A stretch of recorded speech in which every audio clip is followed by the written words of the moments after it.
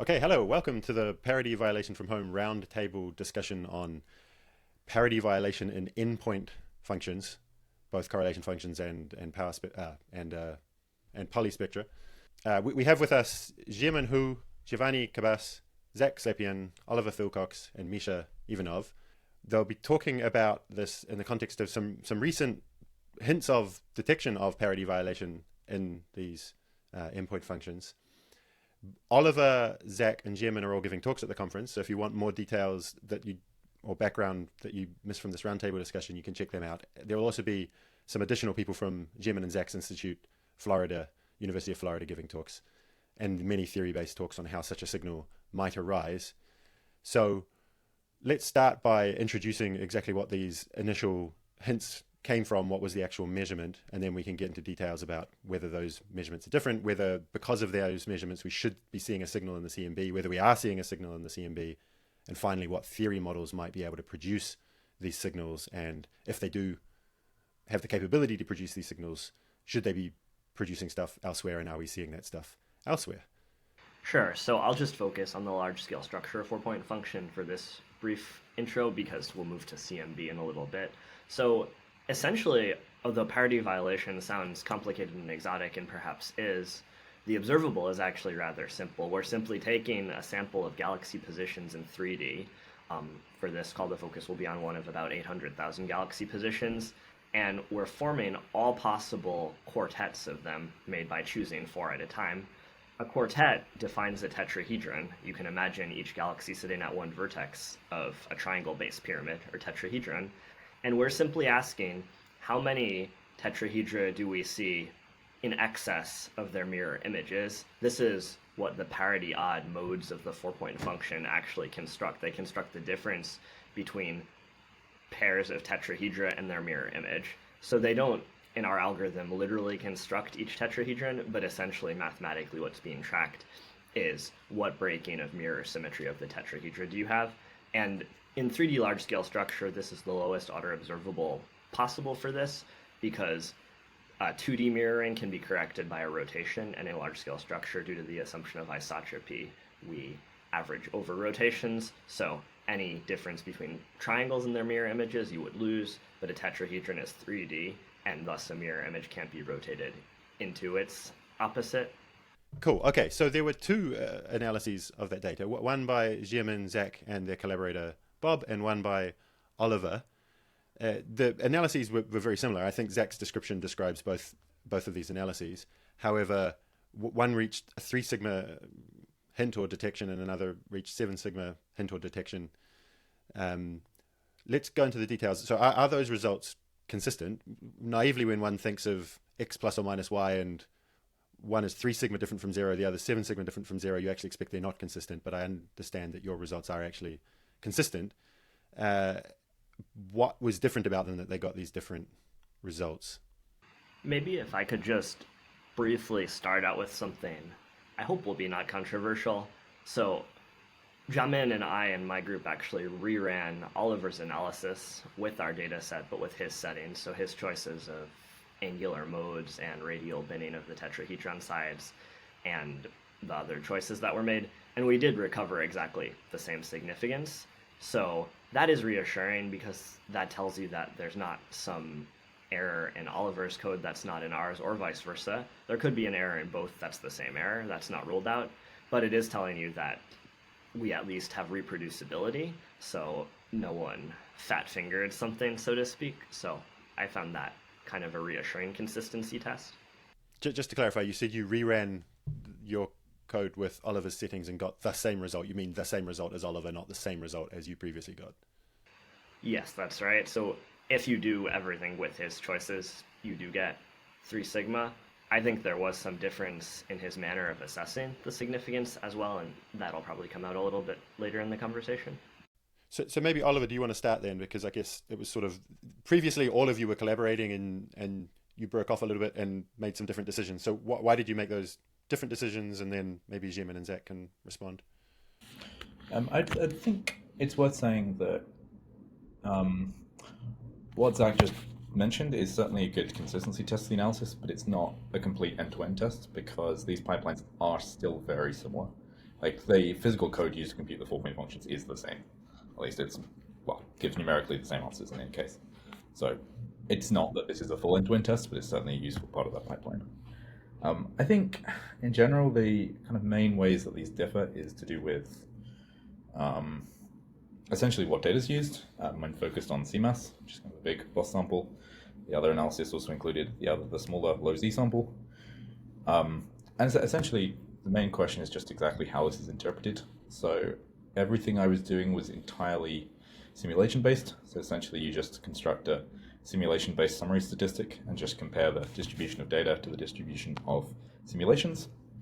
I think Jiamin's analysis includes, in some settings at least, does some things slightly more based on analytic theory. I think in both cases you're making assumptions. You're either assuming that your theory is valid or that your simulations are valid. And I think, well, to me, that's probably a point that will come up quite a lot during this discussion is, are those assumptions actually valid? So the main difference being simulation-based or simulation and theory-based? It's essentially how you interpret the same results, right? It's the same, to a very good approximation, it's the same data with the same code. It's mostly a question of interpretation. Okay, can we maybe try and dive deeply then as to what specifically is causing the difference in sigma? Because that description makes it sound like it should be a difference between 3 sigma and 3.5 sigma. Is the low Z that important, or is it something else? Well, if I could just jump in and maybe clarify one more minor point of what Oliver said first. The codes we used were actually different. My group used a GPU-based code that was recoded from the CPU-based code that Oliver and our group collaborated to produce. But there were tests of both of these codes done that I think assure you they're getting the right mathematical result. So one test is Jiamin developed a purely odd parity tetrahedron where each of the 4 vertices gives you a certain sign that we know. That was injected in and we get back what we think we should get back. Another test is Jiamin and I wrote a direct counting code that uses a totally different algorithm to compute the odd 4-point function, and we achieved numerical agreement with both the CPU and GPU codes. So just to kind of add nuance to Oliver's point in that regard. Yeah, I think just to answer Sean's question, like what makes the 3 sigma and also the 7 sigma, I think one of the big differences is how we choose the binning the radial direction. So in our paper, we actually look at 3 different configurations, and one is coarser and the other one is medium. That is also presented in Oliver's paper. And then finally, we're also choosing a finer binning.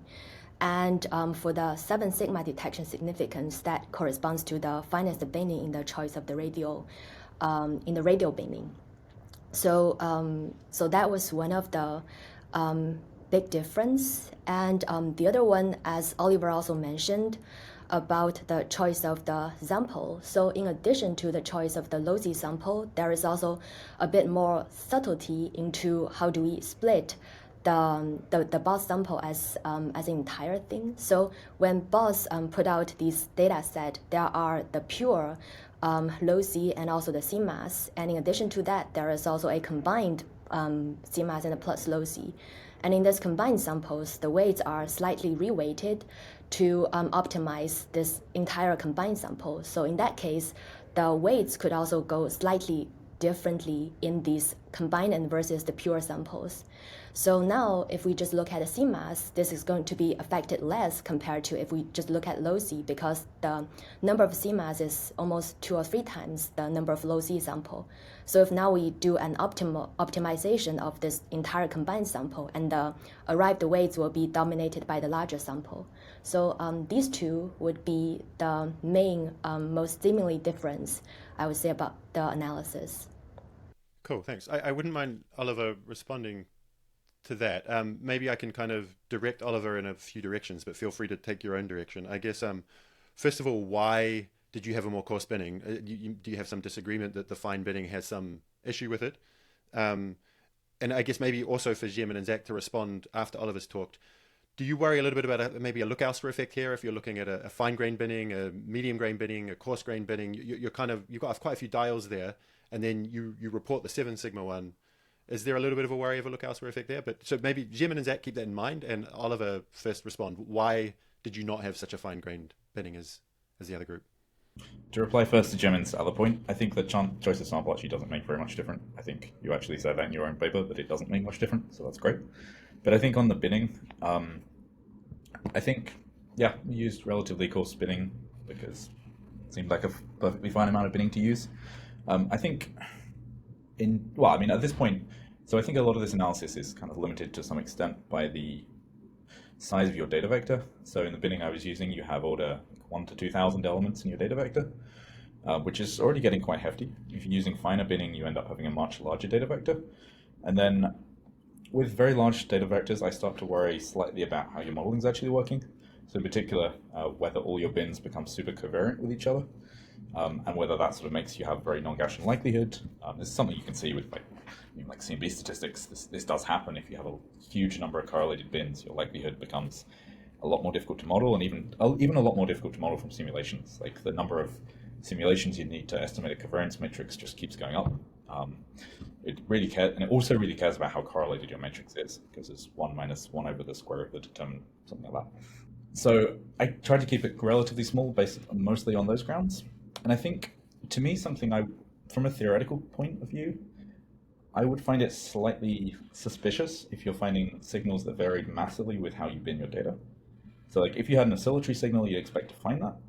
But if you didn't, and oscillatory signals on these sort of small scales would be kind of surprising. I'm not quite sure what would generate them. And big changes in detection significances based on number of bins can often be a signature of just sort of not enough information in your covariances, or ignoring likelihood and Gaussianity or stuff like that. So that's something I certainly would be a little bit scared about.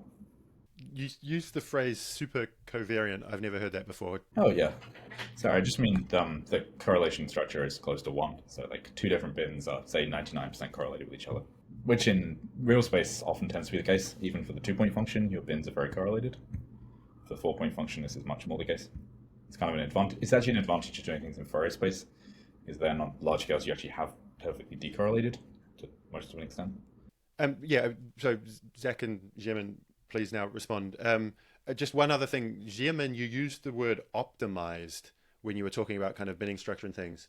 That seems like a curious word to me, because we don't know. Let's say that the parity violation signal is real from some cool new physics. We don't know what that new physics is. So how do you optimize without knowing what you're optimizing for? So when I used optimize, that was not regarding the parity odd. That was regarding the Boss analysis, and especially towards the 2-point function, and also with the BO and RSD analysis. That was the weighting, the weights that optimized for the BO and RSD analysis instead of 4-point function, and also with parity odd.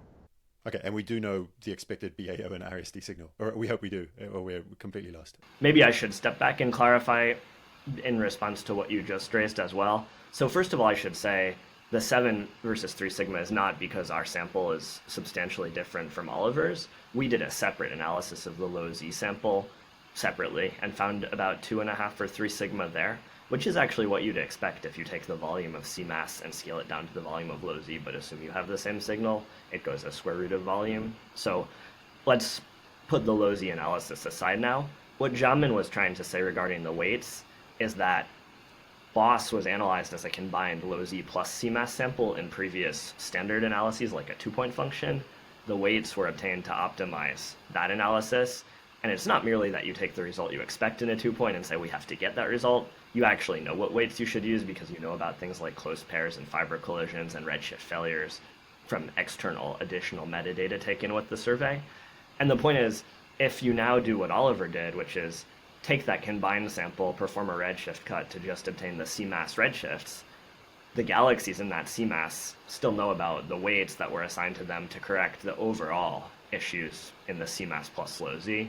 So I think Jiamin and I and Bob are of the view that it is probably a little more ideal to take the separate CMAS sample initially, because then it'll have the weights just designed to fix the errors in it. You won't have any crosstalk of errors in a different independent galaxy sample somehow affecting your sample you'd use. But I do agree with Oliver's larger point that that turned out not to make a giant difference. So we reran our analysis with Oliver's procedure and got like a half sigma shift or something like that, and we do say that in the paper. So Oliver, thank you for being attentive to what we wrote. So now to come to the larger point, Oliver and Sean, I think your points that, as you go to larger number of degrees of freedom, if you see an increase in significance, it may just say, okay, you underestimated the covariance a little bit, and that's now compounding as you add more DOF where you did that. But I think we do have some understanding of why you might expect in this problem that going to finer binning would actually physically increase your signal, because the way our algorithm works, it doesn't actually construct a tetrahedron. It sits on one galaxy and looks for all triplets around it. It places each triplet in a bin based on its distance. We call that a radial bin. And then on each radial bin, it decomposes exactly the angular pattern on that bin in these L modes that we use. And so then it forms the different combinations of L modes you want. L equals 1, 1, 1 on the 3 secondary bins, let's say, is the lowest line parity mode, parity odd mode. And then it takes that result and stashes it in a location designated by that set of L's, but also that set of 3 distances away from the primary. So now if we imagine one tetrahedron, our algorithm will hit that tetrahedron 4 times. Each galaxy in it will get to serve as a primary galaxy. And the place where the result of the computation gets stored will be determined by what are the 3 sides extending from that galaxy. So if you're on a tetrahedron and you do very coarse spinning, the 4 vertices, their signal will all accumulate to the same register. You'll basically be co-adding the signal at the 4 points. Now, typically, that's going to incoherently co-add it because it would be very unusual to have a tetrahedron where the sign at each vertex is either all positive or all negative. And the parity information is all about the sign at that vertex, basically. So I think my concern in the realization we had regarding the finer binning is really that you need finer binning to avoid incoherently co-adding possible signal over your tetrahedron. So in some sense, what Oliver said about oscillatory signals is not literally true in the space of distances or in the space of Fourier modes K if you did it there, but it is sort of true in the behavior you might expect regarding the sign as you go around the 4 vertices of the tetrahedron. You might actually typically expect an oscillation in sign, just geometrically, and you don't want to cancel that out when you put things together. It would be nice to move on to the CMB relatively quickly, but maybe I can try and see if we can have like a consensus here on a few things. Oliver, do you in principle agree with what Zack just said, but maybe disagree on the magnitude, that you agree that what Zack's talking about would have an effect?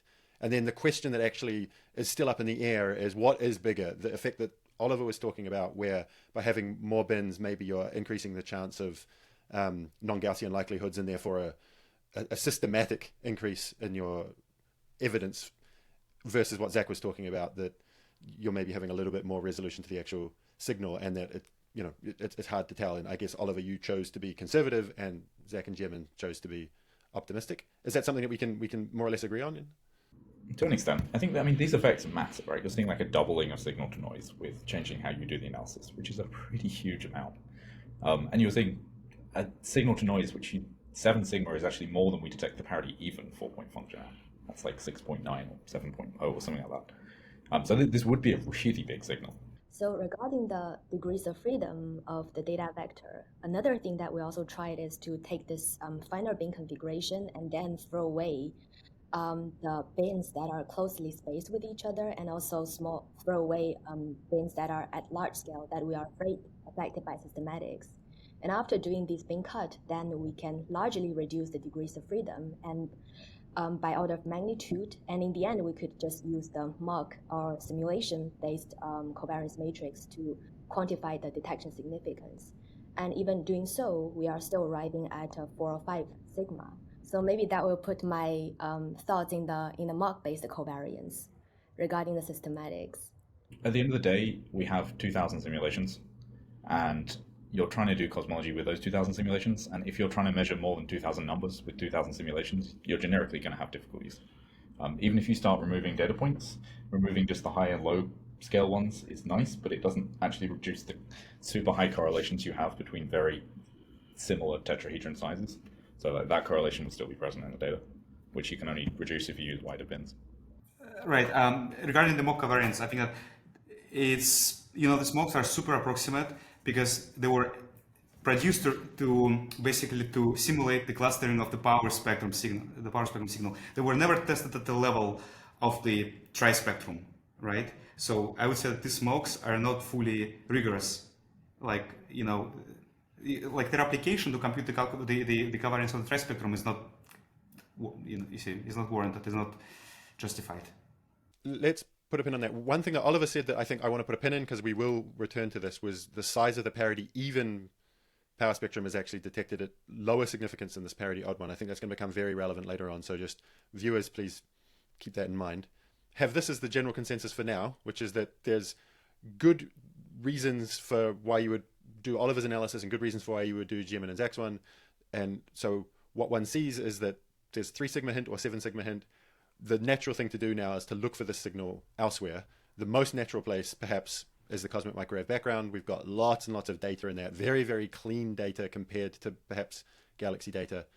Now, I know there will be constructive disagreements between the group here about whether you do expect to see it in the CMB, but let's start with Oliver. You've done some, and I guess I think perhaps with Giovanni and Misha as well, you've done analyses where you have looked for the signal in the CMB. Do you want to give us a brief summary of that analysis and the results, and then we'll have some back and forth after that?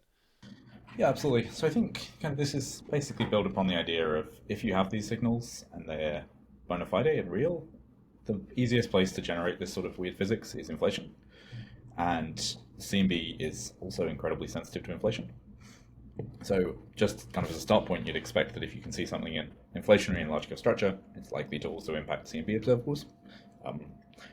As Shawn, you just said, it's quite nice from an observational and analytic point of view, just because the CMB is super well understood. Like in contrast to large-scale structure, just as Misha was saying, we have mocks which are excellent.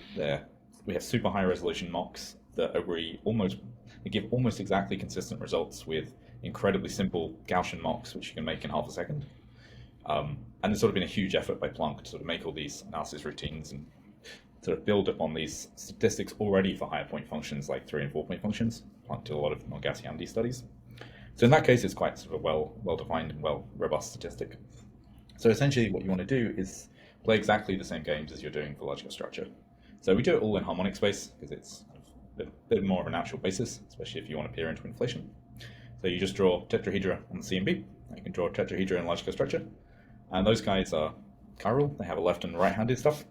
And essentially you can focus on large-scale tetrahedra if you want, on the nice curved two-sphere.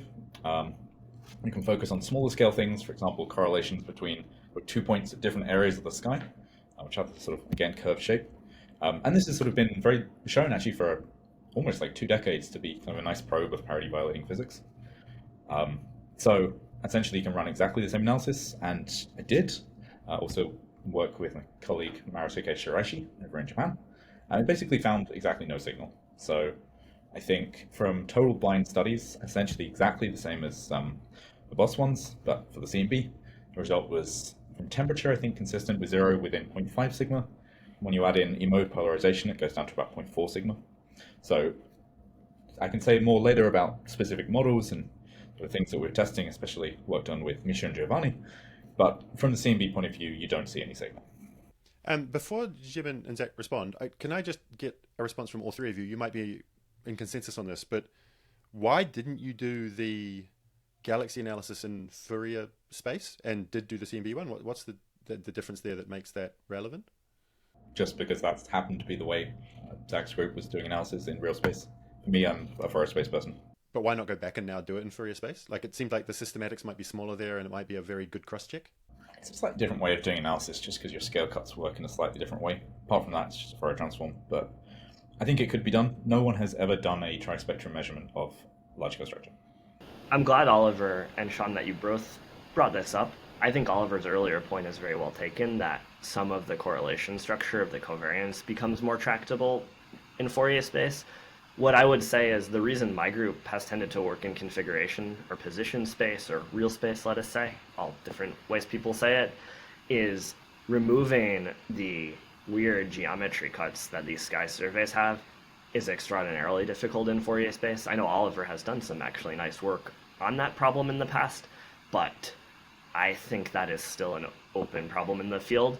And so, when you do a survey, you have redshift cuts, you have angular cuts, you have giant bright stars in the foreground, you have the dust of the plane of the Milky Way, and all of these things remove translation symmetry, and Fourier modes are only orthogonal when you have full infinite translation symmetry. So it's just, how do you fix the mode coupling in Fourier space induced by the survey geometry? Very, very hard problem. Even at the power spectrum, I would say it's pretty arguable that that's been solved. So that is something that I would be very afraid of, and that's the motive for my group's pursuit of this. Now, I do think actually some groups have quite recently measured the 4-point function in Fourier space, which is called the trispectrum. Lucia Verde, Davide Gualdi, Sergio Novel Massot did some nice work on what's called the integrated trispectrum. So in the last, let's say, year, there has been observational work.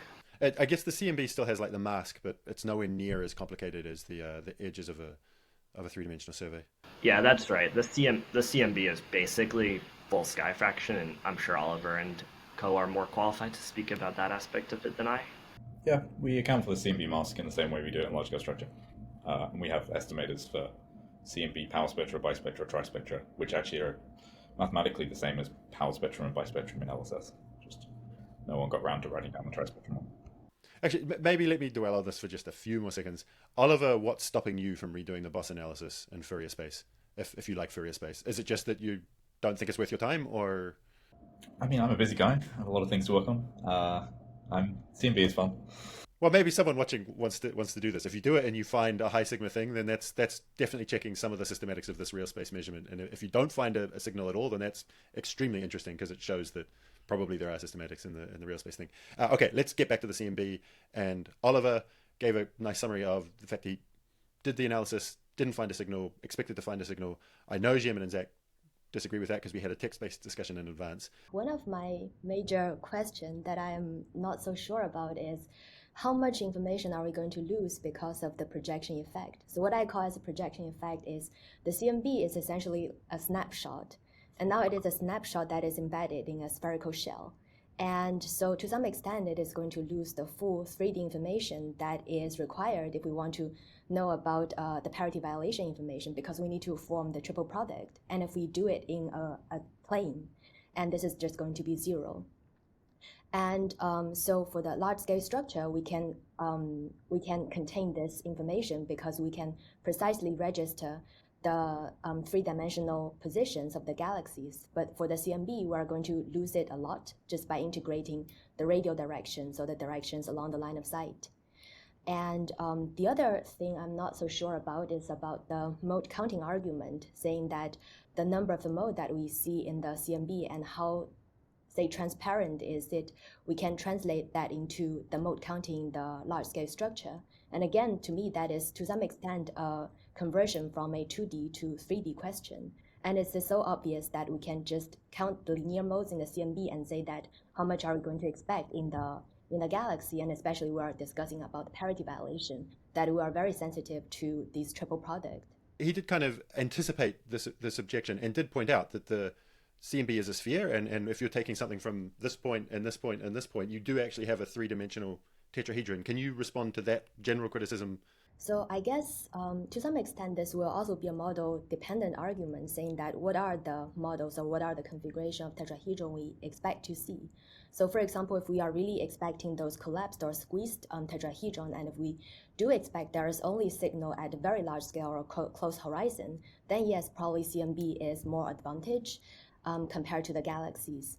But in addition to these models, there could also be axial models where those equilateral or quasi-equilateral configurations could be dominant. And in that case, there is no really guarantee that we must look for signals at very large scale. So if we are looking for signals at all scales, then maybe galaxy could be more advantageous to search for the signal.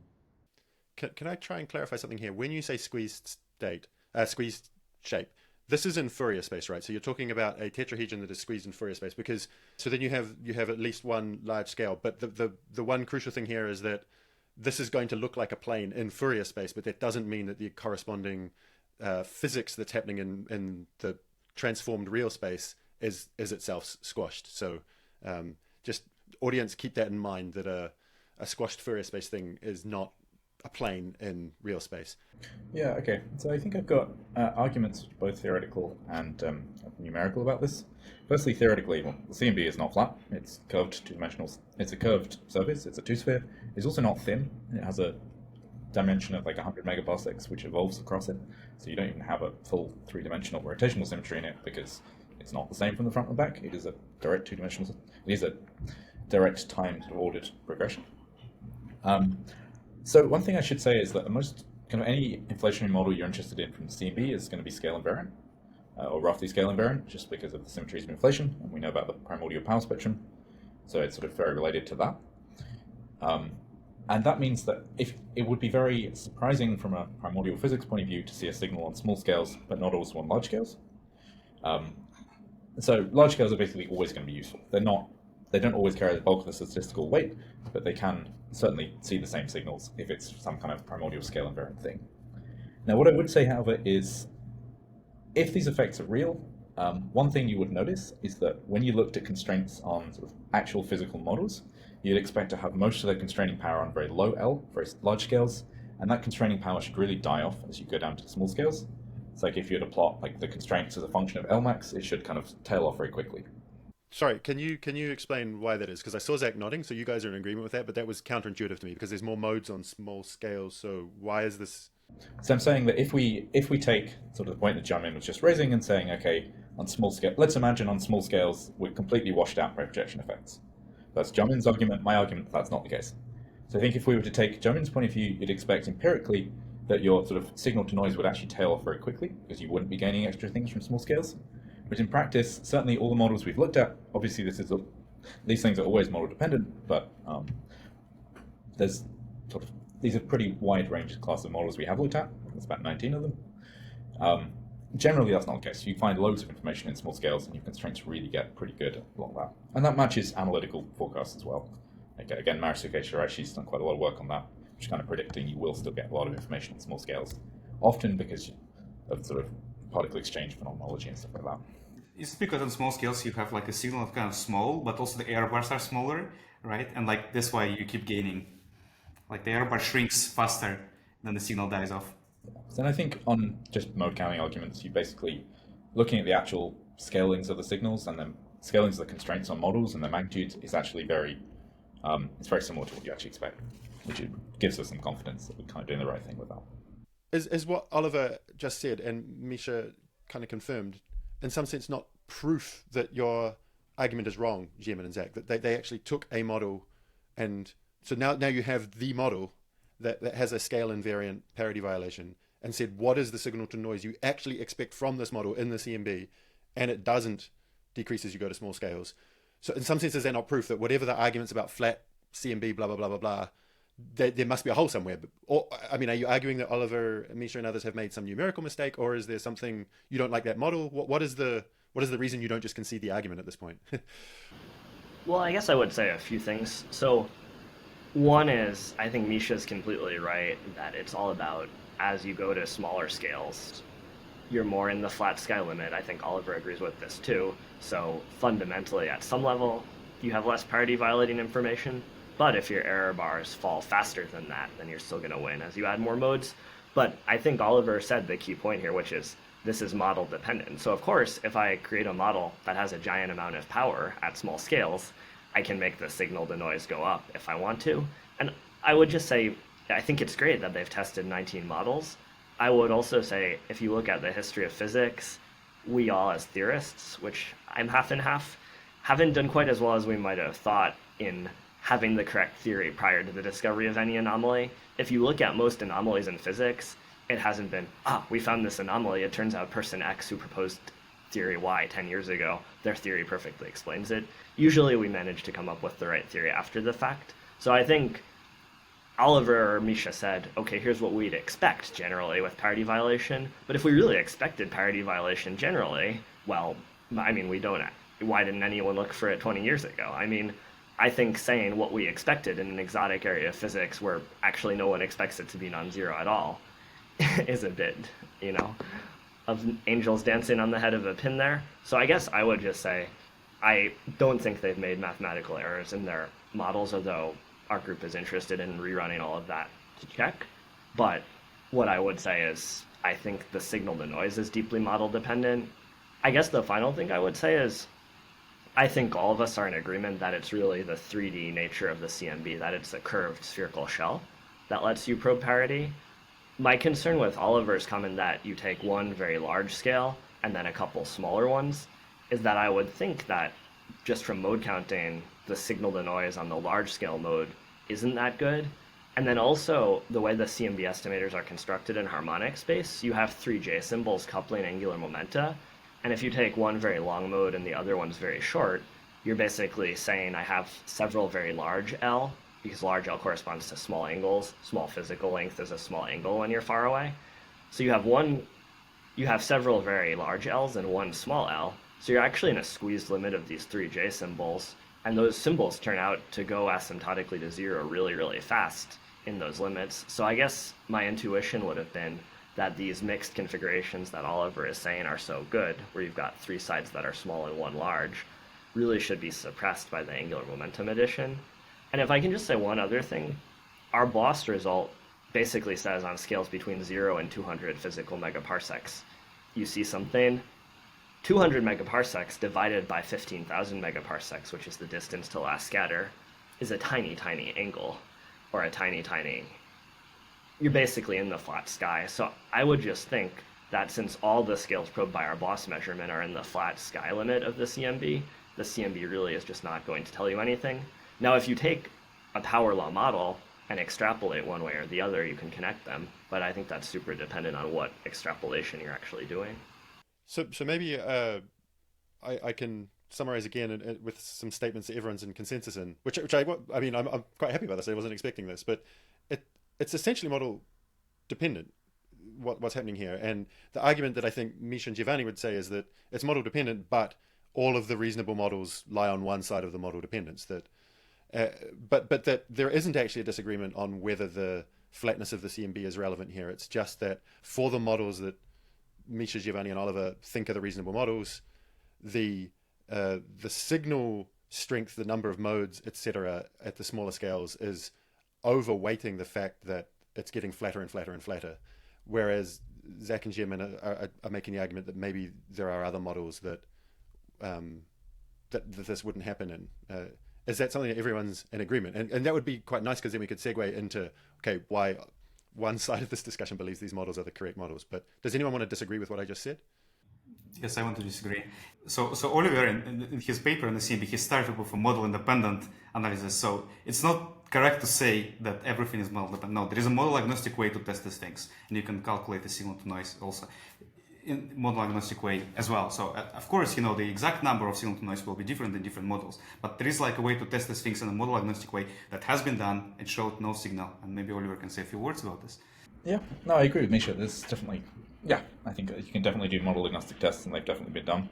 And I think one thing I'd also add is, on Zack's point of we don't know what theories we're expecting, I think it's worth remembering that this sort of physics doesn't live in a vacuum. We already do know quite a bit about inflation, and there's a lot of other constraints things have to satisfy. I think this is kind of segueing to what we're going to be talking about next, but like we know we have pretty good scale invariance. Like the CMB power spectrum is super scale invariant from the Lyman alpha up to ultra large CMB. Like we know we don't have bispectra, we know we don't have tau and L 4-point even functions. We have a lot of constraints already, and like constructing new physics which doesn't break all the rest of the constraints is actually quite a bounded process. Yeah, I do want to move to that next, but I just want to sit and see if we can get some sort of consensus on this flatness of the CMB, because okay, Misha, you raised the point that there are model agnostic tests. I guess like model agnostic is still model agnostic within a certain frame of models, right? A model agnostic test is never model agnostic over all possible models. Is this where the difference is, though? I mean, why, Zack and Jiamin, are you not persuaded by Oliver's model agnostic tests? What is the issue there if you trust his mathematics as he's going to the smaller scales? I'm not sure I fully know what model agnostic test was done, so it may be useful at some point to have Oliver clarify that. I just want to quickly come back to the question about the flatness of the CMB question.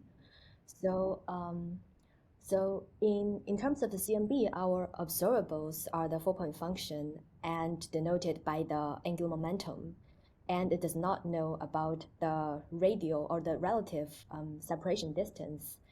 But for the large-scale structure, in addition to the angular momentum, we also have the R123s.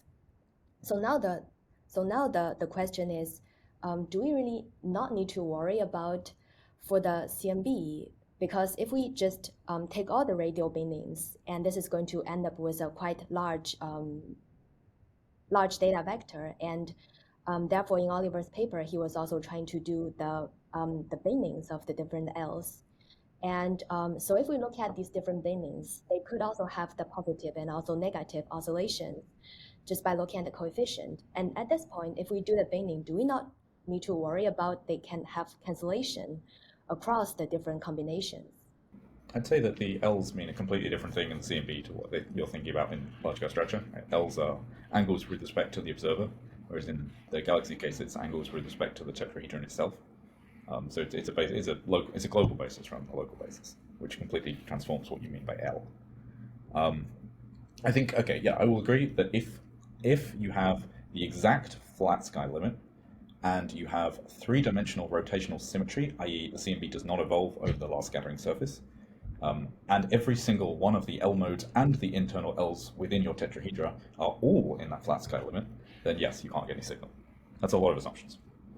And yeah, I think in reality, like there's a huge amount of information which is not in those assumptions. Like often you have diagonals which are not small, even though the other modes are small. That's a situation which mixes up all tetrahedra in real space, but it's a little bit more opaque, a little bit more transparent in Fourier space. And the other thing I should say, just these model agnostic tests, is literally, do we detect anything in the CMB? Do a chi-squared analysis. Do you detect a parity odd 4-point function above the noise? That is the test. There is no assumptions of anything else, it's just that. Okay, but then that's not fundamental theory model agnostic in the sense that if a fundamental theory, for whatever reason, perhaps the reasons Jiamin and Zack are arguing, shouldn't give you evidence in the CMB, then yeah, I don't think Jiamin and Zack disagree with you that if they were to go and do an analysis in the CMB, they would also not find a signal. I think they agree with that. Is that correct, Jiamin and Zack? No, I don't think that's our main concern. I guess what I would just say, now that I fully understand Oliver's model agnostic test, is I would think the way I regard this situation is we found that there is parity violation in the density fluctuations when you talk about points that are separated between 0 and 200, or perhaps 400 if you think about the kind of secondary side of the TET. We found parity violation between 0 and a couple hundred megaparsecs in the density perturbations. That's my starting point. That's all we know. I would then ask, if that's all there is, would I see that in the CMB? It sounds like that's what Oliver's model agnostic test basically is. And I would think the scales we're thinking it's non-zero on are all sufficiently small that in a model agnostic test, they would all be in the flat sky limit and you would see nothing. So maybe let's put a pin here and let me try and summarize something before we move to theory. What Zack said is belief that seems well motivated that for some models maybe this is true, but on the other hand there are these models that Misha, Giovanni and Oliver think are the more well motivated models where that test was actually done. How much do you expect in these models to see on the small scales? And their claim is that you do expect to see a signal on the small scale for those models. Cool. So I think that there is a very interesting conversation happening at the moment. So let's move to theory. I think it's true that even Jiamin and Zack will agree with him about to say that assuming Oliver, Misha and Giovanni have not made mistakes, which, a priori, there's no reason to believe they have, it is true that in these models, one would have expected to have measured it in the CMB because the signal to noise scales in such a way that even though you're approaching a flatter shape of the CMB at the smaller scales, the signal is growing in such a way that it should cancel out. Now let's maybe have a discussion about, are Jiamin and Zack justified to say that maybe there are other models? Why do we think these are the right models? So far we've been bringing up things like, okay, the power spectrum in the CMB is roughly scale invariant. Inflation wants things to be roughly scale invariant. That sort of argument. Let's now dive a bit deeper into that. So maybe because Misha and Giovanni, you've been super patient as the observational stuff has been going on. Do one of the two of you want to now talk us through why these models should be scale invariant and that sort of thing, so that we can have that kind of grounding for the rest of this discussion? Maybe I can just say a few words and then Giovanni will, pick up. In general, so what makes this signal is very interesting and exciting is that, we know that gravity conserves parity. So if we see some parity violation, then, we would want this to happen from inflation because inflation is the only natural source for it, right? We have very strong constraints from the lab everywhere that parity is, conserved, to very good approximation, with our, particle physics, etc. Now, okay, what is inflation, right? You start with a very small patch of the space, then get stretched to very, to very large scales. And the amount of this stretching is huge. So we need, 60 e-folds, so like e to the 60 to explain the CMB and everything and the absence of curvature. But in principle, the number in the exponent can be anything, like can be 1000, right? So this means that you start with like a Planck scale, start with a small patch of space with similar initial conditions and stretch it to huge, huge distances. So as a result of this stretching, any scale information is removed. And what matters by construction and inflation, what matters is the ratio of the scales. And those things, like the ratio of the scales is something that can also be, you can think of this as something that is also determined by symmetries of inflation, right? And there is a whole way to parameterize all possible, what we call operators that do that in the context of the effective field theory of inflation that takes advantage of this symmetry construction. And this is our, I guess, the first test that we did. We say, look, if inflation were single field, all this happens. It's an extremely predictable, predictive model. We can calculate the amount of parity violation, and we can check what is going on. Inflation. So Giovanni, do you want to pick up from here? No, I agree with this. I would say that you start from the minimal set of assumptions that you see from the data. The scaling variance is we wanted it indeed, as Misha was. I mean, I cannot really add. It's a consequence of the de Sitter, almost de Sitter expansion that we want almost de Sitter for many other reasons. Inflation was designed. Quasi de Sitter means scaling variance. So, and we wanted quasi de Sitter to solve a billion problems that we had. I don't know. So this is the minimal assumption that you need. So now, if you want to break some assumptions, it sounds to me, and I was checking now indeed Oliver's paper, also in all this model building stuff, sounds to me that it's difficult to make it only in one set of the correlation functions and not do it somewhere else. So yeah, so the power spectrum gives us a leverage of some of the symmetries. The leading assumption is to assume them also for other correlators. And for example, not only this, I wanted to weigh in on the not only on the scaling variance, but mostly on the fact that if you have now a large parity odd 4-point function, can you survive with having a small parity even 4-point function, a small bispectrum? Can you survive with that? I don't know. Even the standard models people go through for this parity violation is this Chern-Simons inflation. I just want to say that with Misha and Oliver, we probed also other models. We probed other models than this. Oliver checked this in his paper by himself separately.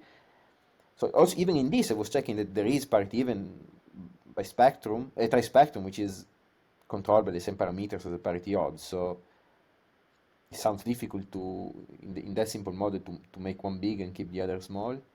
I wonder about bispectrum. Maybe Oliver and Misha can say more, but especially in this model. From the model building, it sounds that you have to play with all these games, but also I know the theorists are very smart and they can build, can do many things and can try to hook up many different scenarios. But it sounds that you have to do some work in some, and this is always sounds in some sense sounds bad. It's not natural. Ecco. Can we maybe talk about this parity even trispectrum for a second? Because there's something that I find a little confusing about that. So in this text-based discussion we had beforehand, these guys had a bit of a discussion about that. My understanding of this parity odd thing that was unique and interesting thing about it was that it was expected to be 0. So in order to sort of say you've discovered it, you just have to find a non-zero signal and it's like, hooray, we found something interesting. Whereas with the parity even trispectrum or 4-point correlation function, because of like at the very fundamental level, you even expect a Gaussian contribution to that, but then any tiny shred of a nonlinearity. I mean, when you talk about the parity even trispectrum, you're talking about the part after you've removed the Gaussian part. But you still have to remove the Gaussian part. Doesn't that add possible issues? And then the second thing is any even tiny shred of a nonlinearity adds to this problem. And this is why very early in Planck's history, they were reporting constraints on FNL, but it took them a long time to start being confident about GNL, which would be the equivalent 4-point thing. So am I right, or what am I wrong about here, that the 4-point function being predicted to be large is a huge problem because it's not being measured, but I thought it was just more difficult to measure. So please, if my question is at all coherent, please respond to it. Can I say that I think, yeah, I mean, there's some of that I definitely agree with, that to measure the 4-point function, you have to remove the connected piece of it. In general, the way that's done in CMB is you have to remove the disconnected piece. That's done via a slightly interesting way using both simulations and the actual data, which removes it not to first order, but to second order. So the corrections to it are actually very small. These are estimators developed by Kendrick Smith and actually work very, very nicely in CMB and what Planck has generally done. The other thing I can say is that we've actually tried this. We've done exactly the same parity odd analysis as with switching out the parity odd modes with the parity even modes at exactly the same Lmax, and you detect nothing. Regardless of our previous discussions of whether CMB signals are washed out, etc., etc., etc., parity even complements of those parity even odd things can also not be seen in the large scale CMB. Okay, so irrespective of my argument of that, oh, maybe there's all these other things, all those other things must be sufficiently small that even this parity, yeah, okay.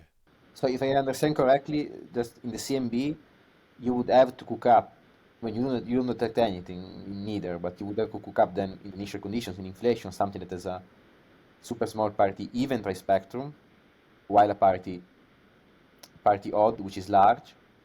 And this was my point, that it sounded to me difficult in the theory model building to do this. Yeah, I think it's worth saying a lot of these models come from like exchanges of massive particles or gravitational waves, which have left and right-handed chiralities.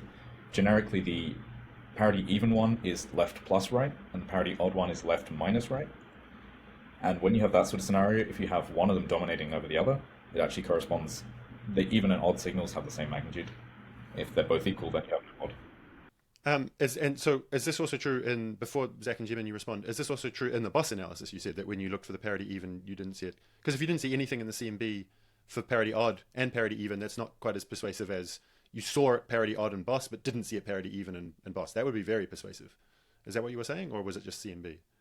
Yeah, I think that's basically the bottom line on Boss, that you would expect a parity even 4-point in Boss as well, because you have nonlinear evolution. And even I think in the CMB, due to things like lensing and secondary anisotropies, there's probably some level at which you would expect an even 4-point function, but I'll trust that Oliver. But hold on, can I just ask my question again, because I think this is very crucial. When you said earlier, Oliver, you looked for the parity even and you didn't find it, that was only in the CMB, not in the Boss? That's entirely in the CMB. We previously looked in LSS, and you see a signal, but you also expect a signal because of nonlinear gravitational evolution. Okay, because I thought you'd said something that was just like such a sledgehammer that I was utterly convinced. No, this is CMB. But you also didn't see parity odd there, so there's not this like hierarchy of... Yeah, but I think this means that if one takes the view that an odd and even signal are usually of comparable magnitude, which of course is an assumption, then that allows you to completely ignore the arguments about projection effects and stuff like that, because none of the even physics could be affected by that. Yes, that's crucial. I remember that from the text discussion. Yes, Jiamin and Zack, could you respond to that at all? Why are the projection effects also affecting parity even, which doesn't make sense, or why is Oliver not seeing an effect in the parity even one? If I could just make 3 very quick points, because I think Jiamin probably wants to say a lot more about this. One is, there is at least one model where you have a much larger parity odd signal than the parity even signal. So the Axion model that Professor Wei Shui's group at UF has done and published a paper on about a year or 6 months ago does seem to have that property. So I don't think there's zero theory models where the odd can't dominate the even. 2 is, I want to come back to Jiamin's point, which I think got lost in our earlier discussion.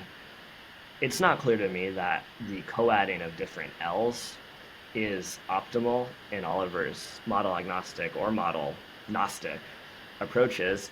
In particular, I guess I would worry that if you're not careful about how you co-add the L's, you're going to wash out a signal even if it should be there.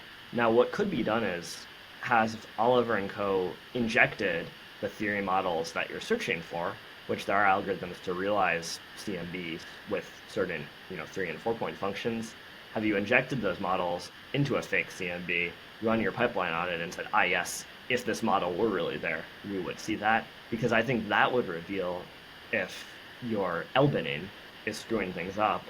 I think if the L-binning is too coarse in some sense, that could, well, we wouldn't expect an even 4 point function in the CMB anyways, but I guess my concern is it could zero out an odd thing that's really there. Yeah, I would love to hear Jiamin's thoughts, but that was a really interesting question. Can you inject this signal into a mock CMB, run your pipeline, and detect or not detect it? Any of Oliver, Giovanni, or Misha, can you respond to that? Not currently. Some work has been going in that direction. We've been doing tests in three-dimensional logical structure, making 3D simulations with parity violating initial conditions. It is possible to make those things also on the CMB, but it hasn't been done. There are technical difficulties with this. It's quite a complicated procedure. Cool. Jiamin, what are your thoughts on all of this? Actually, I was interested in that point already. And maybe just shortly come back to the previous discussion that I wanted to make sure if I understand it correctly, that we are not seeing a signal in the even and also the odd parity sector. Does it mean that there is no interest in primordial physics, or does it mean that CMB is not the optimal estimator? So which is the thought that you are currently holding? Oh, yeah, I just want to say that it seems to me that, based on all these arguments that, inflation, primordial physics is scale invariant, CMB is by far more optimal estimator than of any physics, primordial physics, because of that. Unless you hit this, issues like, you don't have enough modes and so on, but it seems not to be the case at the moment, at least for this measurement. Maybe, 10 years down the road, yes. But right now, CMB is much more, in terms of primordial physics, is much more powerful.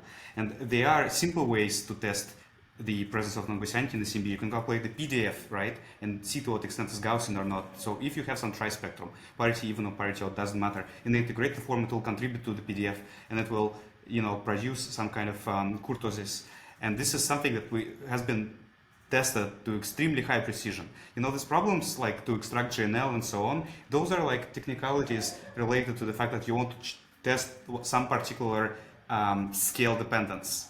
But if you're interested in general, whether there is some non-zero bispectrum or there is some non-zero trispectrum, this answer immediately can be answered at the CMB level. And the answer is like, there is none, right? And again, by CMB physics, by scale invariance, based on the scale invariance of inflation, it's like, it doesn't matter whether you're looking at small scales and large scales. What matters is the scale ratio between different, when you look at the quadrilateral. And in this sense, I think that CMB is kind of at least not worse than galaxy surveys. Can I maybe take a step back? We've been using some terms, and I'm guilty of this as well with FNL and GNL. Hopefully we haven't lost all the people who I'm about to help already and then never going to come back. But when you say the PDF, Misha, I guess what you mean is literally just how many pixels have this temperature, how many pixels have this temperature, and then a probability density function of, or distribution function of temperature, number of pixels as a function of temperature. And is that a Gaussianly distributed thing? And your point is that if there is a bispectrum or a trispectrum or anything that is non-zero, or at least not what you expect from the disconnected Gaussian pit, that this would then mean that distribution function would have a little bit of non-Gaussianness to it. And then GNL was this particular 4-point Fourier space correlation function. So this does seem like quite a persuasive argument, Jiamin and Zack, that at least for the models, again, that Misha and Giovanni and Oliver are saying are the persuasive ones, that the CMB is the optimal thing, because certainly in the parity even trispectrum, there's no point about whatever it's called, flat sky approximations. And certainly for this PDF, there's no issue of flat sky stuff. I guess the counter argument is what Zack gave, which is that at least there's one model that your colleague at the University of Florida has come up with the parity odd one is bigger than the parity even one. Is this a consensus here that essentially that for the models that Misha and Giovanni and Oliver think are the more persuasive ones, it is true that one should see it in the CMB in the parity even past trispectrum even, and it hasn't been seen. So the argument is just that maybe there are other models. Is this something that everyone maybe is in agreement on? Well, if I could just comment, Sean, if I understand your question, you're saying with the models that Oliver and Giovanni and Misha have probed, you would expect an even contribution as well, and that's not affected by the flat sky? Yes, I think That's true, but Oliver, Misha, and Giovanni, is it the case that in your models you would expect to see an even sector that's high, and therefore you would say, okay, it's not really independent. If I don't see an even sector, I won't see an odd sector, even taking aside the flat sky issue? Yes, these models all also grade even vertices. I mean, in general, doesn't have to be the case that you expect even and odd to be the same, but it is generically the case that you would expect them to be of similar magnitude. If the even is massively suppressed relative to the odd, it's likely that you have some kind of symmetry forcing that to be the case. That symmetry would be very surprising. It's very easy to force the odd bit to be 0, you just assert parity symmetry. It's very hard to kill an even piece. I'd say a factor of 10 different, fine, but like a factor of sort of 1,000 different is a very, very different game to play. Is a factor of 10 enough for us, though? If we said that we'll take aside your parity odd constraints because we're not in quite consensus on the geometry of that, but if we just said, look, the daemon stole our parity odd algorithm for the CMB, you only get to compute the even parity 4 point of the CMB, how good are the constraints just coming from that? If you say the parity odd is 1/10 of that, would they still rule out parity odd at the level we are seeing in BOSS? I think I would make one other point related to this, which is that in BOSS, we looked at a whole bunch of these inflationary models, and we found no detections of any of them. Now, all inflationary models have some similarities, like the scale invariance Giovanni should have been mentioning, and you'd expect, even if you didn't have the correct model of inflation, other models of inflation which could exist are going to have significant overlaps with these. Like you see these with like FNL and GNL, different particle physics templates actually are correlated. So even if we hadn't looked for the correct model, but there was still another inflationary model that maybe made odd but not even, something we could cook up, you would expect to partially detect it in at least one of the things we detected. Otherwise, they have to be completely different. Well, that's actually an interesting point. So Oliver, you very kindly put the templates for your paper with Giovanni and Misha online. So we took them and we just said, let's ask, could DESI detect these?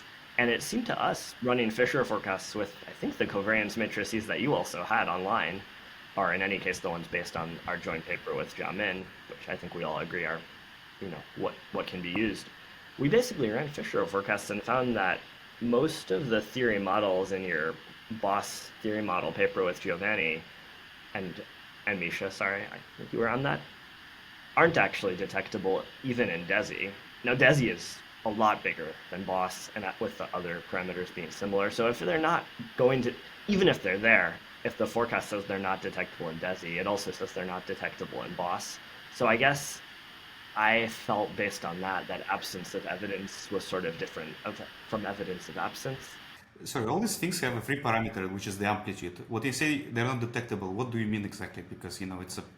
We did a Fisher forecast, how well can you constrain the amplitudes, and basically, maybe Jiamin can summarize that a bit because she was the one who did the work and in fact had that very good idea.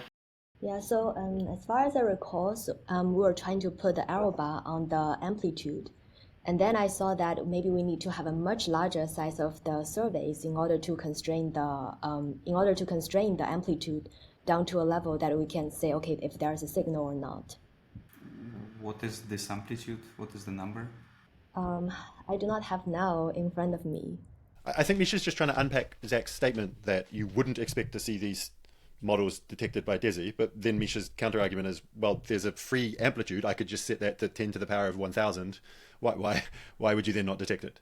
I think probably we concluded, and Jiamin should speak to this more, that you would need the amplitude to be really, really, really high to be able to detect it with DESI and BOSS. And I think in your paper, Giovanni, if I'm remembering right, there was some sort of maximum value of the amplitude for many of the models that you thought the models would even be accurate. And in other words, the models are based on some perturbative calculation, and there's some maximum of the amplitude.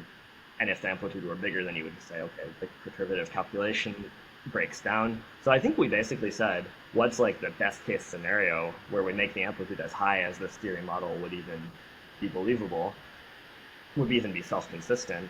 And I mean, I was very hopeful we would detect them. I was trying to put it in a funding proposal to say, let's get some money to do this with DESI. But unfortunately, the results of that were kind of so bad that I didn't submit that proposal. So we don't have it in front of us right now. I think we're hoping to eventually try to perhaps publish it, but Maybe Jiamin can speak more to the numbers. Yeah, if I find the numbers, but I do not have it in front of me now. Maybe you can share it in the MetaMost discussion forum for this. But this conclusion that you Zack and Jiamin are giving doesn't seem to me necessarily clashing with anything Oliver, Misha, and Giovanni have found or said. It's essentially just reaching the same conclusion again, that the models that perhaps a priori are well motivated can't explain the signal, and also won't be able to generate something that DESI will detect. And if we want to believe in this boss analysis, it needs to be different models, and maybe someone has the imagination to come up with the model, maybe someone doesn't. Is that, I mean, are all six of you perhaps in consensus with that statement? I mean, I think that would be the most interesting outcome. To me, it would be a bit boring if one of the models we already had lying around is what the universe does. I hope that the universe will tell us, okay, you've not quite been as effective as the universe. If I can say just one thing, because I remember talking with Ichiro also, it's true, I agree, of course, with what Oliver said, that we explored a reasonable set of models based on single field inflation and particle exchange of some spin 1 particle. Now there can be, you can add spin 2, you can change the masses, you can change the speeds of the particle, there are many things that you can change. They will ever overlap with this because it happens for these non-Gaussianities, as FNL, equilateral, and orthogonal, unfortunately, I must say, teach us. But also, I can say, yeah, maybe a good thing to do would be, for people that are interested in parallel relation, is to try to develop some equivalent of these FNL and equilateral and orthogonal, or tau NL and GNL for the parity even per spectrum, and constrain those, like essentially, and in this way, all complaints about if we can explore enough models and so on go away.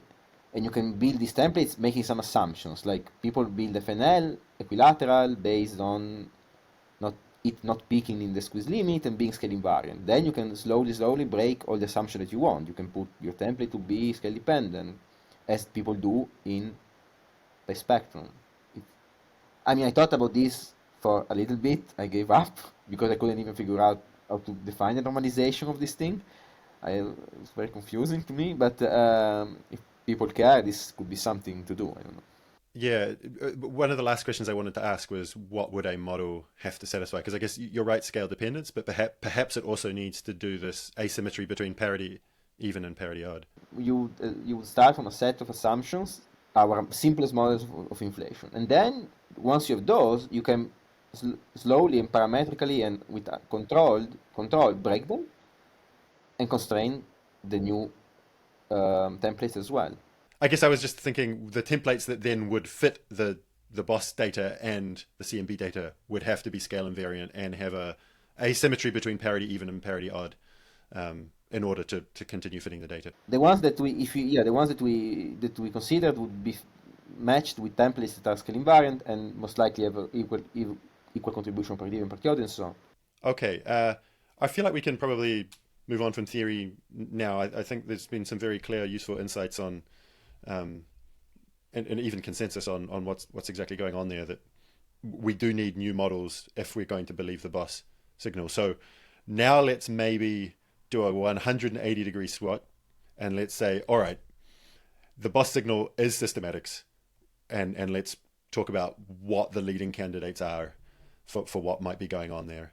I guess all the systematics are potentially suspicious, including those fiber collisions, and the redshift failures, all the completeness weights, and so on. So these are the known unknowns. And in addition to that, there could also be unknown unknowns and anything that could be specific to the survey designs. So for example, how do we tile the surveys and how do we redesign all these weights, for example, those weights specific to the boss. And I guess that's also another reason why it would be interesting also to repeat them on DESI. I mean, there are similar surveys with also similar designs, but there are still many things that are different from the details. I don't know if you want to maybe dwell on the known unknowns and maybe on each one answer two questions. One, why would it mimic this signal? And two, let's pretend DESI didn't take any data, so we can't just wait. How would we try and isolate that systematic with the data we already have? So for the known unknowns, the example is the fiber collisions. these are the effects that when the galaxies, they are closely separated in angular distance, and they cannot be resolved by the single exposure at one time. And therefore, you are going to lose one of the galaxies during the single exposure. And one thing that you can do is you go there and then try to upweight the galaxies by their angular distance, but there's no guarantee that they are the nearest neighbors in 3D. One thing that is goes into the Boss mux is that they produce the mux and also inject this effect, but they do not consider the tiling effects in the survey, saying that in the Boss survey you could also have different plates and they could be placed overlapping with each other. And in principle, in those overlapping regions, you could reduce the fiber coalition effect. And therefore, you could also have the density-dependent fiber coalition effect. However, this part is not exactly implemented the same way as in the Boss mux. So to some extent that we could be worried about those small-scale effects that produce additional variance in the data set. I mean, these are kind of the known systematics, but we are not exactly sure that if you do not implement it the way how the exact survey is done, how much additional fluctuation is it going to produce in the observed detection significance. Another effect that we have been worried about are these redshift failure effects. So in principle, we might worry that you could have some three-dimensional systematics that can mimic a parity odd signal. And one of them is the fact that if you have a plate, they do not produce the same probability of losing the redshift measurement of the galaxies. But then as you go also along the redshift directions, for those fainter galaxies, they are also less likely to be observed by the survey. So that is kind of producing this cross between the radial direction and also across the 2D plane. And that had been also another systematics we had been worried about. And in DESI and versus a Boss, there are going to be slight different ways of correcting for these redshift failure weights. And that's something would potentially also interesting to check as well. Cool. And I mean, are there ways to try and take account of this already, or do we just have to wait for DESI? I see Zack is bringing a Boss plate here. Yeah, that's right. And I don't want to cut in because I do think Sean's question is a very good one. But I think some of the things that Jiamin said regarding the, technical words are maybe more concrete if you have one of these. So Boss, this is about 2 feet across, I guess. This is an aluminum plate, and what they do is they created, I think, about 2,000 of these for the survey, maybe more. Each of them has about 1,000 holes in it. And then these black marker lines are the sectors. And what a person actually had to do is take optical fibers and plug them into each of these little holes here. And if you look really closely, you can see some red holes are for quasars, which we didn't use. But that's one example. If you have a sector where you have a high density of holes, and some of them are quasars, then they'll actually prevent you from measuring some of the galaxies you want. So it's really a lot of this abstract, technical error stuff is coming down to physically, how is this survey designed, and literally what is the limit of drilling little holes in an aluminum plate. It's not just the hole drilling, you also have a limited number of optical fibers. So even though you could probably drill more holes, you just don't have enough fibers to fiber it. DESI will actually be quite different. DESI, the limit is more that the little positioners get too closely packed and you can't actually, in some sense, drill enough holes in the sky. I think for Boss, the limit was more number of fibers. But yeah, this is what also Jiamin meant by a plate. It's literally a plate. And what can happen is this holds the fibers. The fibers then feed down to a camera. The camera is less efficient towards the edges of it just due to kind of material physics. And there can be slight differences in how much less efficient it is on the left versus right of the plate. So that gives you a parity odd 2D signal. And then fainter galaxies tend to be lost more frequently. So now you have a Z dependence along your line of sight. So now you have a 3D parity odd signal in some sense. So I think that is one of the ones that was perhaps the biggest worry, because if you had enough 2D asymmetry due to the camera, and then a 3D direction due to fainter galaxies being lost more often, that could be sort of parity odd. But we actually went into the data doubled that effect and asked could it generate our detection, and even if it were double, I think it only changes things by about 2 sigma, so we don't think that that's the culprit. But I'm sorry for cutting, and I just thought this plate would be a good show and tell. Oh no, actually with the plate it was much more clear. Also before when I was talking about survey-specific design, so for example, this is a very good example. Like for boss, you have these plates, and then you move the plates, and then to cover the sky. But why you exactly having these opening angles, and why you exactly cover them by this amount, and then define these unique sectors? So that is called like how much of the sky area that are going to be overlapped. So if you overlap it a bit more, or if you overlap it a little bit less, is that going to cause a different variance in the detected signal? So that's something I also worry about, but that part is really hard to change because it is already done in the survey as boss has already passed. And that's why I think it's valuable to see in DESI, because DESI will have a different scanning strategy, and some of the areas are going to be scanned much more frequently than the others. And now you're going to also have a higher completeness at certain regions. So there are also a lot of technical details of how does the fiber collision goes into these two survey comparison. But that just provides to me as a very independent check in this sort of noise. Can I just ask a very naive question that betrays my ignorance, maybe, but it may be helpful for also the other. So you said that if you double the effect, it changes by 2 sigma. Is this bad or good? Like, is it good that it changed by 2 sigma? It sounds, I don't know. No, I think this is a really good question. So I think that is another sign showing that our error bar is very sensitive to a small change in the sample by itself.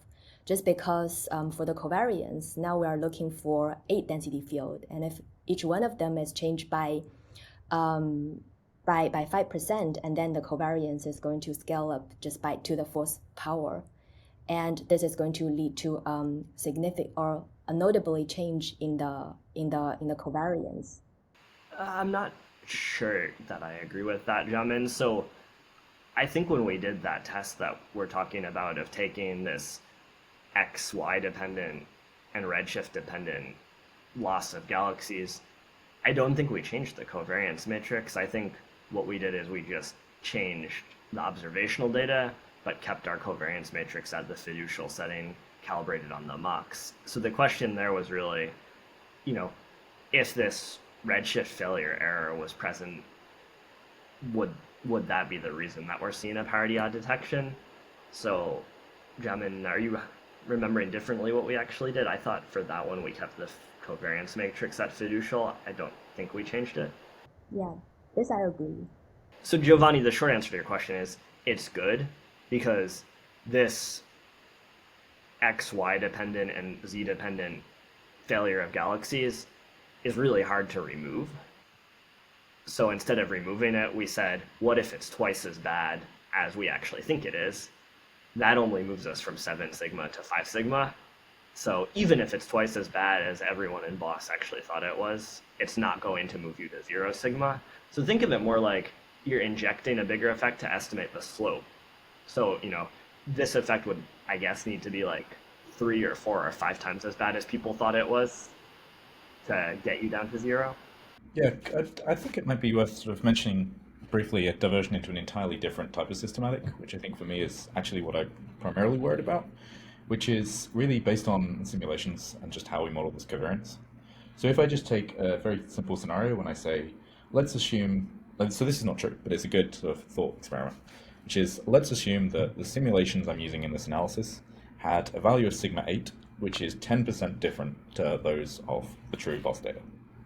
Now, as Jiamin was just saying, the covariance of these guys depends on 8 copies of your density field.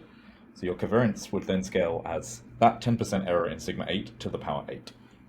So then, simply by making misspecification in your simulations versus your truth, your covariance is now wrong by 80%.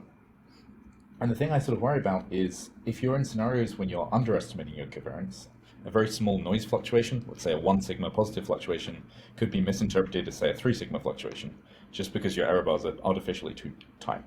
Now, I'm not saying it's just that sigma 8 is wrong, But this is sort of a very complicated high-dimensional problem. Like, these simulations, sort of as Misha said right to begin with, these simulations were created to get the correct empirical description of the BEO peak in the two-point function. Their scale dependence of everything doesn't completely match the data, even for the two-point function. And moreover, they don't have the same 3-point and 4-point functions, 5-point and 6-point functions, all of which enter the covariance of the 4-point function. Thus, I think it's very, very plausible from my point of view that all of this could just be a small noise fluctuation that you expect, coupled with an underestimation of your error bars, just because our simulations don't correctly represent the truth.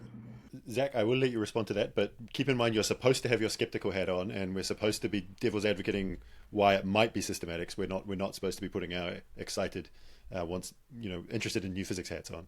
I think Oliver's point is very well taken, that if the simulations are not faithful to the true data, then his paper and our paper, all of them have a problem. So I will also say in Oliver's paper, my understanding of the analysis was he used the analytic covariance template to calculate chi-squared, and then did that on simulations and on the data, and then ranked them and said, okay, the data is more extreme than all the data of the simulations chi-squared values. So if you don't like the analytic covariance, it's still in Oliver's work too, but that's minor. So I think coming to the main point, Oliver, we actually said, gee, what if the actual universe is a bit different from the simulations? So we looked at, I think, 1 and 3 sigma variations in all of the cosmological parameters with the Planck error bars. We said, look, let's suppose Planck says sigma 8 is 0.82, but it's actually 0.78. How does that change the picture? And we made a table that basically showed that those types of shifts give you more or less a 2 sigma change in the detection. Now, I will put my skeptical hat on, as Sean asked. I think it is possible that if you made all of those changes at once, so if I was wrong on sigma 8 by 2 or 3 sigma, if I was wrong on omega matter by 2 or 3 sigma, if I was wrong on NS, there's probably enough things you could be wrong on where you could get the signal to go to 0. And I think it would be interesting if we could actually play a game and say, okay, how many cosmological parameters do we need to be 1 to 2 sigma wrong on? And is it all in the same direction to get the signal to go away? I think that's a totally fair game to ask, for it to be played. Okay, I guess there is a difference between your analysis and Oliver's one, the 7 and the 3. Like, he only needs 2 sigma and it's just completely evaporated. You guys would need a lot more. So then there would be a question of, has your more fine binning and other things introduced additional systematics that Oliver's one? His coarse binning is less sensitive to physics, but is also, less sensitive to new physics, but also less sensitive to systematics. Can I just do a check that my understanding of this is correct in one way to get a sense of perspective? Like, what your final result is, both groups, is you're kind of adding up a lot of numbers that should average to kind of 0, but then don't average to 0 and become a slightly bigger thing. So the actual error in those individual values that one would need, like each number that's being added up, all of these kind of vertices when you put yourself on a galaxy and look at 3 nearby galaxies, that's absolutely negligible, right? Like, if it was consistent, like if you had the same error in every single... Yeah, well, I can answer your question, Sean. So I don't think it's at the level of each vertex. It's at the level of each degree of freedom of the 4-point function. So Oliver has about 2,000 of those. We had much more. In our paper, you would have to be wrong on the covariance by 20% in every single degree of freedom. You would have had to systematically underestimated your covariance by 20% to make the 7 sigma go away. But I think that's very, very easy to do. It is something I worry about. I think it's possible, yes. So I will say, we tested our theory covariance with the mocks, and typically it recovers them to between 1 and 5%. The thing is, we know the theory covariance isn't correct because it's doing linear theory on scales that we don't even have linear theories. You said it's down to 20 megaparsecs. Like, it's a great framework, but we simply don't expect either the simulations or the theory to apply in these regimes. Well, I'll come to the simulations because maybe if you believe the simulations are good, you can use them to test the theory. So let's focus on the simulations. I would argue a little with what Misha said earlier. These Boss-Patchy mocks are approximate mocks. That's totally true. But back in 2016 or 15 or 14, there was at least one paper where someone calculated the 3-point function of the Patchy mocks. and found that for many triangle configurations, it does actually agree with the BOSS data. That was done as a test of the mocks. Then in my own PhD, I calculated the full BOSS 3-point function and made a distribution. What is the mocks 3-point function versus what is the BOSS data 3-point function? And they're super consistent with each other. And the scale cuts we used were pretty similar to what we used in the 4-point analysis. Then in this current paper, our parity odd paper, as well as in the paper with Oliver on the parity even, in both of those papers, we computed the parity even 4-point for the BOSS data and for the mocks. And we weren't seeing that the data is totally at variance, and crazy differs from the mocks and the even. Basically, the even 4-point function of the BOSS data lies quite nicely within the even 4-point function from these mocks. So I think all the higher order tests we've done have actually failed to reveal evidence that the mocks are unfaithful to the data and have actually argued that they are pretty faithful to the data. Now, Oliver is correct to say that the covariance is an 8-point function, so it also involves 5, 6, 7, and 8-point functions at some level, and you could worry, okay, maybe the mocks just don't get those right on the data, and I think that's a totally fair worry to have. Okay, so next question, I think we just have to ask this question so that it's asked and maybe gotten out of the way, but I think everyone's in consensus in this. One would have to work extremely hard to have the BOSS signal be true fundamental physics and the CMB birefringent signal, which is an alternative hint of parity violation in cosmology, for them to be from the same theoretical model. Is this a fair statement that everyone agrees with? I'm getting nods all around. Okay, maybe there's a very optimistic model builder out there who's about to strike gold, but unfortunately, you're going to find it difficult, but good luck. We did have 5 to 10 minutes allocated, but maybe we need to just race through this on what other things we can look at for hints of parity violation. I think Oliver's paper with the Quixote people is a very interesting thing here. So I don't think anyone's going to really have any disagreements with this, but Oliver, would you like to just quickly summarize what you did with the Quixote people in like 1 minute? Yeah, I think so in this case we were just kind of interested in doing a very simulation-based study, just create a universe with a primordial trispectrum, which is non-zero, and then evolve it and see what happens. And essentially, what happens is mostly what you expect. Our spectrum, the bispectrum, doesn't change, but the parity odd trispectrum appears.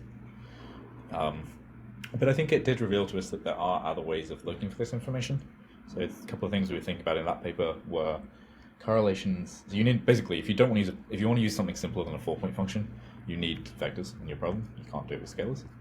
So we're looking at correlations between galaxy angular momenta and galaxy spins. Both of those can sort of be construed as squeezed 2-point functions or small scale 2-point functions. So your combination does actually end up being a 4-point function. And you're finding that those statistics do actually, then they are actually sensitive to these sort of parity violating effects, at least in the sort of initial conditions we generated. Whether it's practical to use them in practice is another question. Actually measuring the angular momentum of galaxies is quite a difficult task in 3 dimensions. But there's things like that, and also sort of other things I've been working on for many years actually with David Spergel and people like that about galaxy shapes, just individual like EB mode correlations and potentially probe similar things. Yeah, I mean, that's super interesting. Is this Coyote, I think you call it Coyote odd or something, is it like public available data that anyone listening can just download and like look for what you want? All the sims are totally available. Just Google Quixote odd and you'll find 1,000 sims. Hello, unfortunately we had to stop the recording at that point because we were having some technical difficulties. Someone's microphone wasn't being recognized by the platform anymore. And by the time we resolved all of that, people had to go. So the recording does end abruptly here. However, the discussion can continue in Mattermost and will also continue in the live discussion on the 23rd in the late session. So don't forget to ask questions in the Mattermost, and we'll see you in the live discussion.